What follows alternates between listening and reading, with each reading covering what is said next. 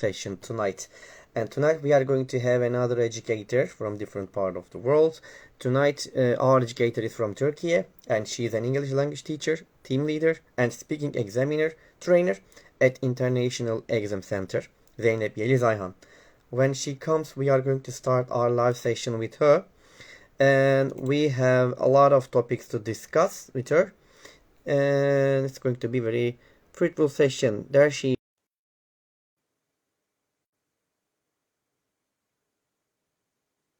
Sometimes it takes time to open.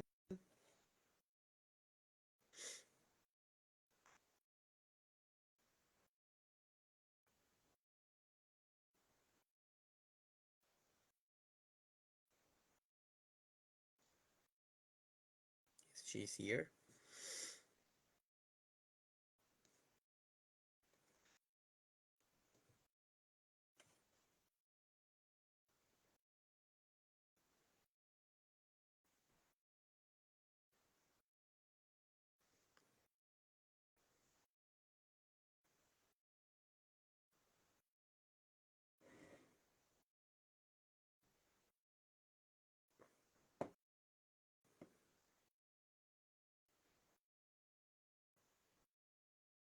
Waiting for her to join.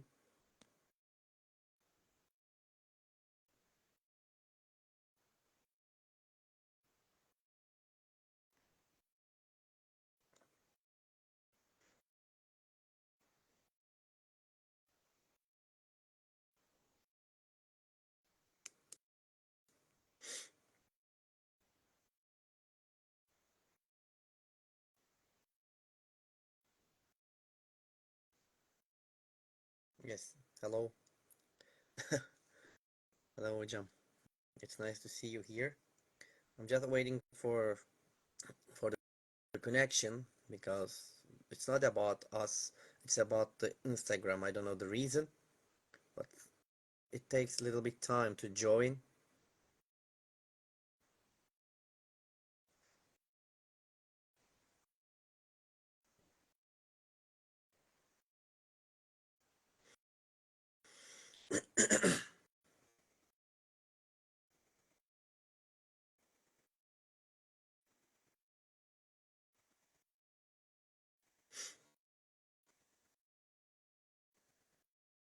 Yeah, I think so, hocam.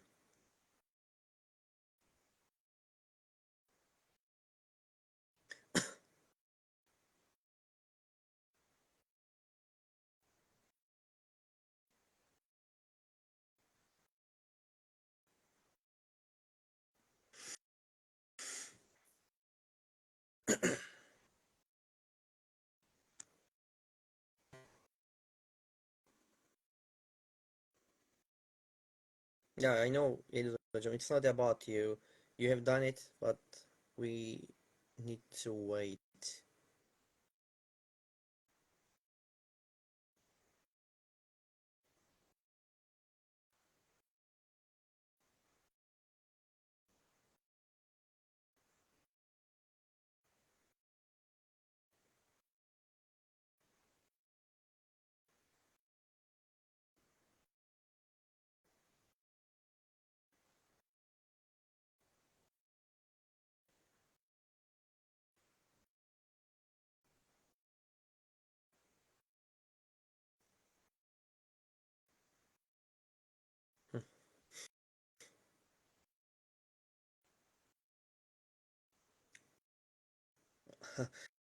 We're all sorry. Don't worry about it, Yeliz hocam. It's not about you. It's about the Instagram.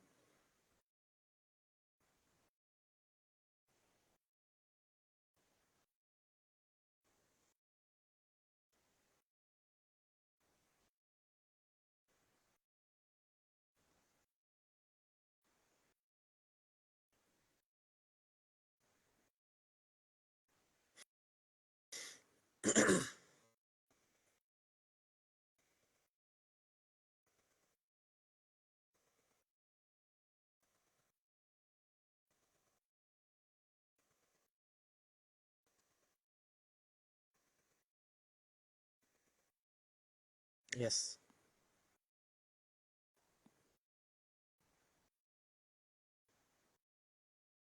There she is. Hello, everyone. I I think you told can you. see me now. Hello. Hello. It's wonderful to Hello. see you, Yeliz Hocam. It's great to Just a see moment. you all too. How are you doing? But I can't hear you, Hajam. Can you hear me? Now, can you hear me? Yes, I can hear you. Can you hear me? Okay, I can hear you, and Perfect. I think wonderful. Okay. All right. So it's really nice to see you, Yeliz Hocam, and I would like to say thank you Thank very you. much for accepting my invitation for Teacher Oh, Talks. It's really great honor to have you in this summer evening where everybody is having fun yeah. and maybe it's going somewhere, but we are here for something Yeah. inspirational and We're for having a educational. productive summer as teachers. That's good. Yeah, exactly, exactly. Thank you very much. Thank Thank you very much one more time. you. I know we are all busy and you are also busy. So if you are ready, can we start? Of course, of course. Whenever Okay, you're ready.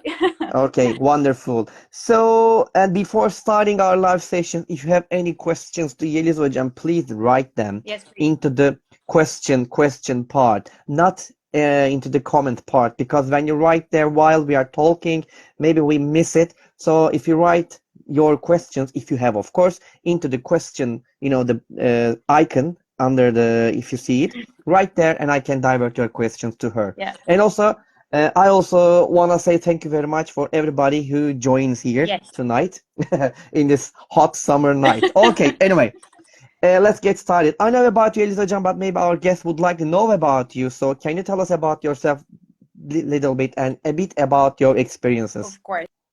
Of course. I would like to start with a thank you to you, Hajam, because it's a great honor and great pleasure to have this live session with you You're and welcome. everyone here. And welcome, everyone. Again, we're so sorry for the delay. My name is Yeliz. I'm an English language teacher, and I've been teaching for 4 years now. I work at an international school in Istanbul, and we are implementing IB/PYP curriculum along with maths, literacy, forced learning, and play-based learning. My students are either native or they have dual nationality. Wonderful. Alongside all of that, I am working at International Exam Center. I am team leader and speaking examiner. I have many roles in International Exam Center, but one of my main roles is to train speaking examiners for our speaking exams. Hmm. And here I am today to talk about myself and represent International Exam Center. So depending on your questions, Hojam, I'm going to put my Miss Yeliz hat on or International Exam Center hat on to answer your questions. All right then, it's great. It's wonderful to hear it, Jam. Thank you very much. And what I'm gonna ask you again, something about personal, as you know. We have different kind of questions, some personal, some educational, some Yeah. informative. So what was or were your turning point or points in your own education? Yeah.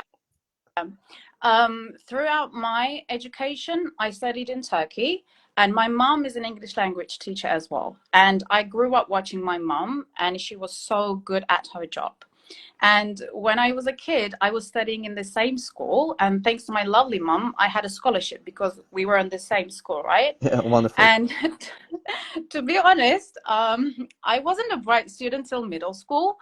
I was not thriving in maths. I was doing just fine in Turkish classes, but I was really enjoying my English classes. But the only problem was because I studied in Turkey, I was taking English classes as a single Yeah, subject. yeah. And at that time, I was in high school, I was in prep class. And one day I had my maths exam result, and my grade was awful. I was below class average. And on that day, I vividly remember saying, I have to talk to my parents about this problem of mine. Because deep inside, I knew that I was not happy. I was not feeling successful. And Mm-hmm. on the same day, later that night, I went to living room to talk to my parents. And I said, Mom, I appreciate all of your hard work and effort, but I'm not happy here. I'm not enjoying the subjects that I'm taking, except for English. I'm not feeling successful as a learner. So I asked and said, can I please change my school so I can study in a foreign language class in Turkey? And she listened to all the things I said, and she calmly asked only one question. And she went, what do you want to do for a living when you grow up? What do you want to do? And because I grew up watching my mum, and as I said, she just loved her job. She's my idol. And because that was the case with me, and I didn't even hesitate and said, I want to be a teacher like you. And we were in the living room, and she was sitting on the couch laid back, and she leaned forward. And at that moment, I knew something serious will come. And she was really calm, but she was very certain about the things she said about teaching. She was very firm. And she said, number one, you can't choose this job just because you know how to speak in English. You can't choose this job for money. And you can't choose this job just because you will have longer holidays rather than occupations, because that's a fact, right? As in teaching. And these are my mom's words exactly. And let me remind you, I was in high school. And she went, you must put your heart and soul into it if you're going to teach. And liking kids, spending lovely time with them, and having fun, you know, that sweet conversation is not enough. You have to love them. So be ready to make sacrifice for them from your time, day and night. So this was the conversation we had. And right now I really try to summarize it. But at that time, it was a huge deal because I was asking for my parents to pay my school fee, even though I had scholarship in another school. So I thought about it for a while, and I made up my mind.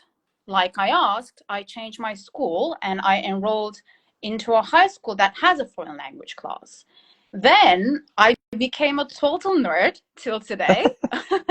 I was a very successful learner because I felt like I found my enthusiasm, what I'm happy about. So the decision that I made at that time was one of my turning points in my life. Wow. It's a wonderful story to listen to. Jumba, by the way, thank you for sharing with us. It's really great moment. And it's really wonderful. And all right, thank you. Do you want to add anything else about it, or that's it? Can I move to another question? No, then I was really, really enthusiastic about to become a teacher, and I did really.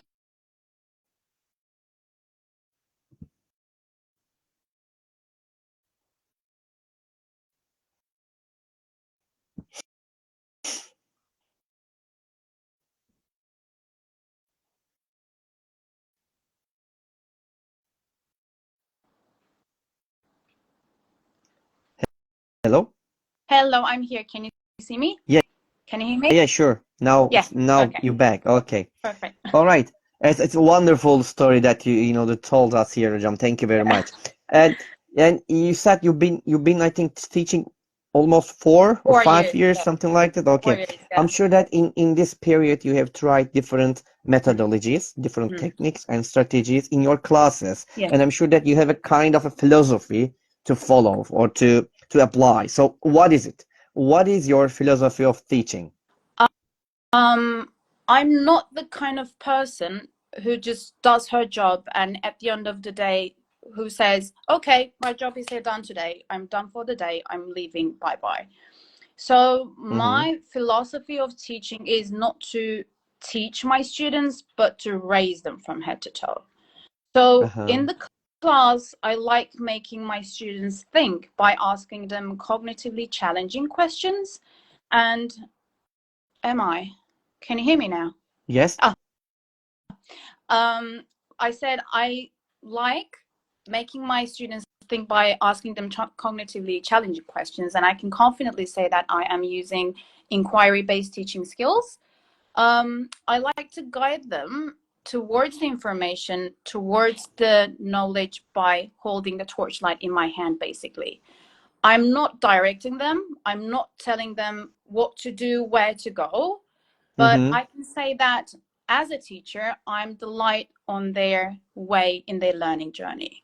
And for example, when we're together in the class with my kids, I never disturb them when they're focused. Because when they're focused, that means that they're mentally engaged. And when they're playing or when they're trying to build something during their playtime, or when they need my help with the smallest thing about their autonomy skills, I never do it for them right away. I like to guide them by asking questions like, have you ever tried to do it this way? Did it work? Why it didn't work? And what would be more practical way of doing it? So next time you don't lose your recess time. Next time you don't lose your learning time or play time. Because if I do things for them right away, it's not going to teach them anything. But if I be a role model, and if I show them practical examples of the ways that they can use, that they can implement in their life, it's going to be a new learning to them. That's what I believe. That's my philosophy. Yeah. I got it. Okay. Thank you. Thank you very much. Thank you very much, Hocam. And what I want to say that now about the next question, we are educators and we have a lot of stories in our career, some bad stories, some good stories, some, failed and some success stories we have. And probably you have also. And can you tell us maybe one or two success stories of yours, something inspirational if you have it? But if you want, you can also tell us if you have a failed moment, you can also talk about it. It's your choice. That's a very hard question because as a teacher, I always believed, and what I've observed is that I always bonded with my students. So that's why I believe I have achieved something with every student of mine. For some, I taught them something new. For some, I was there when they needed me. Maybe it was just a hug. So it's really hard to pick one story and share, but I can say that I have a success story with every single student of mine. I see. Wonderful. It's great to hear it. Thank you. Thank you very much, Hocam. Okay, so Yeliz Hocam, we all know that you work in International Exam Center company, if I'm not wrong. So can you tell us about maybe some of our, the followers, they do not have any idea what is it. So can you tell us about International Exam Center and what kind of company or kind of a place is it, and what's the aim of it, and who are your partners, and what do you do there? Of course. International Exam Center is an exam center where we assess candidates' language abilities with CFR framework. Our headquarters are in Istanbul, Halkalı, but we travel all around Turkey to collaborate and work with different schools. Our center is recognized and accredited by ELT and Quality English.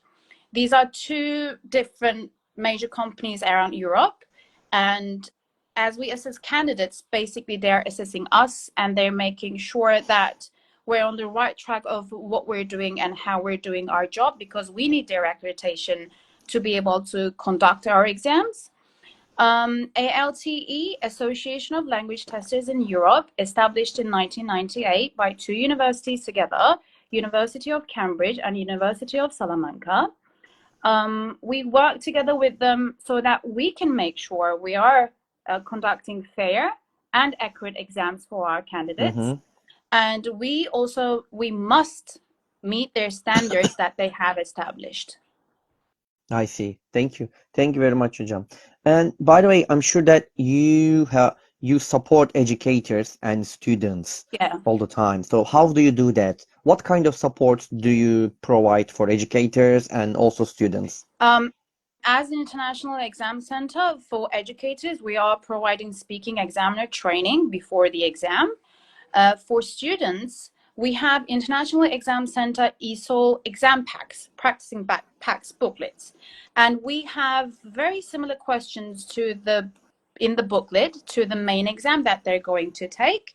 And we provide those booklets to the schools so the students can be more task familiar and make some practice before the exam. I see. Thank you. And you talk about it, but I just want to ask you again, as an exam center, you provide different exams for students or maybe for teachers. Yeah, what kind of exams do you provide for the students, and also do you provide any exams for teachers, and how do they contact you? We provide very young learners and capital exams. These are also divided into different categories within itself, depending on their age level or language abilities. In very young learners, we do not have reading and writing. We only assess their listening and speaking skills, and it is for 4 to 7-year-old candidates between 4 to 7. And in very young learners exams, there are three different categories as pre-A1, A1, and A2 levels, and it is for 7 to 12-year-old candidates. And in young learners exam, we assess all 4 skills: speaking, listening, reading, and writing. And on the exam day, we separate spoken exam and written exam into 2 different sessions for our candidates. And the capital exam, as you said, they're more academic, and it is for middle school, high school, and it can be taken at all ages by the candidates. And these levels are categorized as A2 plus, B1, B2, and C1 levels. But however, if our candidates ever wish to take the exam individually or independently, they can always apply us through our website. It's called www.internationalexamcenter.com. Thank you very much about it. And I just want to ask you another something. Yes. If I'm not wrong, you are an internationally accredited exam center. So what does it mean? What does it mean? Can you tell us about it? Of course. Internationally accredited exam center means they must have exam levels starting from A1 to C1 levels, and they must be accredited or consistently inspected by institutions like ALTE, or maybe you may have heard Cambridge or Oxford. I see, like them. It's kind of worldwide, I think, Yes. if I'm not wrong. Definitely, I see. yeah. Okay, wonderful. Thank you very much, Jan. Thank you. And by the way, if I'm not wrong again, it's like they say that the candidates or the students need to take that kind of exams twice a year. Yes. So what is the reason of it? Why should they take that exams twice a year? As International Exam Center, we advise them to take the exam twice in a year to be able to see their own progress and how far they've come. They can make comparison between the prior knowledge that they had before and after their hard work of practicing. So we advise them to take the exam twice in a year to see that whole process. I see. Thank you very much. Okay, so I really I'm gonna ask you another question now, but I really wonder it. It's when I checked the website, I saw that international exam which looks like really fantastic and so fun. So which the name is Yuppi. Yeah. So you are organizing it. It's like so Yuppi International Exam. So what is it, Yeliz Hocam, and what are its advantages, and how can students join it, and what are the benefits for the students and for the teachers? Yeah, so we're so proud of it as International Exam Center because we're the first exam center that made this possible in Turkey. Yuppi exams are also under the roof of CFR framework, and for the exams, we collaborate only with schools. Therefore, our participants are only students. Yuppi exams are for pre-A1 to B2 level candidates, and it has 3 phases in it, as quarter, semi, and final exam. And we have first, second, third place winners all around Turkey. The written format of the exam is very similar to the one that they have taken before, but for speaking exam, we have a jury. And we believe it's a great opportunity to see the candidates, to see themselves all around Turkey in different schools. So we established Yuppi exams as International Exam Center. Oh, I see. Thank you. I'm sure that it's really. I hope maybe next year my student will We hope so. join We're it. looking for it. I hope so. I will, work for it. Yeah. And I'll do something about it. Okay, then. Thank you very much. And it looks really fantastic. Thank you Thank very you. much, Hocam, to give this chance to us about this kind of exams. And we need them actually. We need this kind of international, Yeah. the accredited exams, so that they need to see not, sometimes we think that the students, only they see themselves among their friends, and not Yeah. internationally or not outside Mhm. school. And this kind of exams, there are different exams like Yuppi. Mhm. So I'm sure that they need to take this exam to see their, how good are they, and what level are they. It really works good for them. Anyway, thank you. All right. So you are working hard right now, and I just want to ask, what are you doing for right now for your work? Are you doing something special, and do you have any projects, or do you have any plans to do? Um, for my work, what I'm doing right is I give huge importance to my personal development. Every Mm-hmm. single year, I try to set clear, achievable, and realistic goals for myself.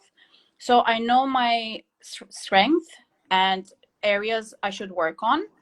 And at work, we have good days and bad days, to be honest. And every day is a new day, and it's important to start every single day with a fresh page, with a fresh mindset. So I Uh-huh. try not to drag negativity from the day before, because teaching, it really matters, and it matters every single day. So Exactly. when I'm in the building, when I'm in my class, I physically and mentally have to be there with my learners. I have Mm-hmm. to be ready for them. I see. Thank you. Thank you very much, You're Hocam. welcome. And Yeliz Hocam, we are educators, and sometimes we face really difficulties to do this job, but at the end of the day, we do it with Yes. a lot of passion, and every day we find something to go to school Hold on to, for right? our, yeah, exactly, and we have something over there to do it. What about you? What is your biggest motivation to go to school every day? um, Maybe you can tell by now, I love teaching. 'That's because that's the reason I have internal motivation. Yeah. When my students use the knowledge that I taught them, or when I see them making connections from the previous topic, when they remember things that I taught them, that is personally rewarding for me. That is my satisfaction as a teacher. Wonderful. It's great to hear it. Thank you. And what I'm going to ask you, in your case, maybe your job is much more easier than other teachers because you are working in a kind of I, international school and you I have do. also foreign students over there. Mhm. But Yeah. when you think about them, of course, there are also, some Turkish students you have them also. Huh? Yeah. And when you think about it, how how do you motivate your students to learn a new language? Because the learning a new language is not an easy thing to do for It's some not. Yes. students. Yeah. Sometimes they face really difficulties. Sometimes they don't want to learn it. They don't want to do anything. But what do you do? Do you remember you had Kenan Dikilitaş as one of your speakers, Yeah. Hocam? Yes. He was my professor. He Oh, was my you're lecturer lucky when I then. was in university. Yes.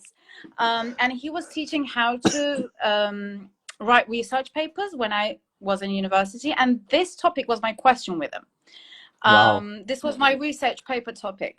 As I said before, and like you said, you reminded to our audience, I am working at in an international school, and I have EFL kids as well, but they're dual. Mm, Yeah, but that doesn't mean that they're not all native. I have dual students as well, so I have EFL students as well in my I class. see. Mm-hmm. Um, for to be able to answer your question, the only thing I can share is that if the environment that you created in the class is holistic, if it is natural in language wise, they acquire the language. And this is I called see. language acquisition. And if we have Mm-hmm. educators here right now, especially language teachers, they may have heard this term before. As teachers, what we can do here is to be consistent and little patient with EFL kids, because they'll try to break you. They will try to speak in their L1. They will reply to your questions in their L1, even if you understand what they're saying. So what I can say is to the teachers, please use every single teaching opportunity to encourage them. For example, in Turkey, if they want to go to toilet, they will say, tuvalete gidebilir miyim? Because it's their L1, because it's their comfort zone, and you understand them. But instead of answering their question right away, just model the question as a teacher and say, could you please repeat, may I go to the toilet, please? And in early years, they will say toilet, and they will pause, my Turkish teachers as students. And this will be their way of asking question at first, toilet and pause. And they will say toilet, please. That's the second stage, because those will be the common words that they will hear throughout the day. Toilet, please, washing hands, lining up, right? And eventually and gradually, they will put the right words together and they will say, may I go to the toilet, please? I'm not saying that it's not going to happen right away. Of course, it will take time. But as teachers, we can make this happen. I see. Thank you. Thank you very much. Welcome. Yeah, I totally agree about it, Hocam. Thank you. And actually, you just mentioned some of the challenges about the teaching English to Turkish students. But can you also, if you have, of course, as an English language teacher, what are the challenges to teach English to Turkish students over there? The challenge is sometimes they can't comprehend really fast. But the thing is, because we have a very natural environment and there is a lot of interaction between students, because teachers are speaking English, friends are speaking in English. So there is basically no space for them to use their L1, because in my school, they're taking Turkish as a single subject. So that's why I said my Turkish students, they acquired knowledge, and I can observe it with my bare eyes. I see. Thank you very much, Hocam. And you have been working as an English teacher for, I think you said 4 years or 5 years, something like this. Yeah, 4 years. We can say that you have experienced also 4 years experience. So as an experienced teacher, what advice would you give to new or aspiring English language educators or teachers who are just starting their teaching careers? You are experienced then. Thank you. That's a very good question, because sometimes I have friends from university and they are studying as well, and they ask me like what challenges that I come across during my day, in my daily life in the school. But for new teachers, I would definitely say learn how to be flexible. Just be stubborn about your goals, but have some flexibility in your methods, especially when you're working very young learners group. You can't say that it's my way or highway, because normally I am very disciplined, but throughout my teaching journey, I realized and I learned from my own students is that it's not only discipline. Yes, you must have discipline in your classroom, but you need to also go along with their pace. You need to go along with their learning style, and you need to understand their character well, basically. And it is all about this balance that you have in the class. Because each child is so unique and they're so different, and it's our responsibility as a teacher to understand them socially and emotionally, and there are academic expectations that we have to fulfill. I see. Yeah. Thank you very much, Hocam. Okay, time flies, and when you think about them, after years and years, the passes, and you think about your future like us, what's gonna happen, what will happen. So when you think about your future, let's say 10 years later, how do you see yourself will you still be a teacher, or will you try another job or jobs? It's like a job interview question. I don't know. I mean, I can't see myself doing something else. So I'll probably be in the educational field. I'll be definitely around here. Uh-huh. Great to hear it. So you're gonna be teacher. You're gonna again Yeah. like to do this job. It's wonderful. All right. You know, we can. What I want to ask you that about. There are some times again in our lives very difficult and challenging times we face, and when we face them, sometimes we say, "Oh, I wish I could have a kind of a superpower, so I could easily, cope with it or solve the problem." So when you think about this into your classroom, all right? If you could have one superpower to use it, what would it be and how would it help you? Um, Hard question, I it know. is. You made me think for a while. It is. Maybe not in the class, but I would say being invisible so that Ah, I can see what kind of environment that they have in their own house, and to be able to see the genuine relationship that they have with their parents. So I would say being mm. invisible. Nice. It's a nice, very nice superpower, and probably most of us, that would have that power, but not in all school, maybe in different different areas to Yes. see what's going on around the Yes. world. Anyway, thank you very much, Hocam. And there's a question, Yeliz Hocam. Mhm. Here is it, if you can see it. Hocam ve Ben is asking. He's asking, exam Exactly. center. Uh-huh. Could she give us little information about taking international exams for kids? Actually, we have done it, but maybe you can give a little bit more information about it. How can be a part of it as MUNE teacher?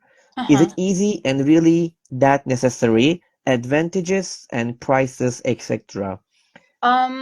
It really depends on what do you want about the necessity of the exam. If you like to prove your language ability, your language skill, you definitely need a certificate for it, and it has to be internationally accredited.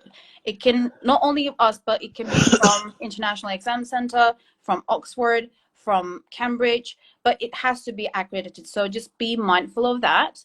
Otherwise, it's for Wayne if you take the exam. And before, I think you came a little bit late, but I can just repeat what I've said.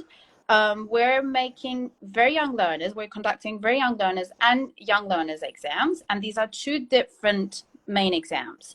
And in very young learners, we do not have reading and writing. We only assess their listening and speaking skills because they're very young, and it is for 4 to 8-year-old candidates. And for these exams, we usually collaborate with schools. Mm-hmm. Oh, it's Ministry of Education, I think. Yeah, Yeah. Minister of Education. Yes. And for young learners, again, we're working with schools, and we divide young learners exam into 3 different categories as pre-A1, A1, and A2 levels. And in young learners exam, we assess all 4 skills: speaking, listening, reading, and writing. And on the exam day, we separate 2 exams as written exam and spoken exam.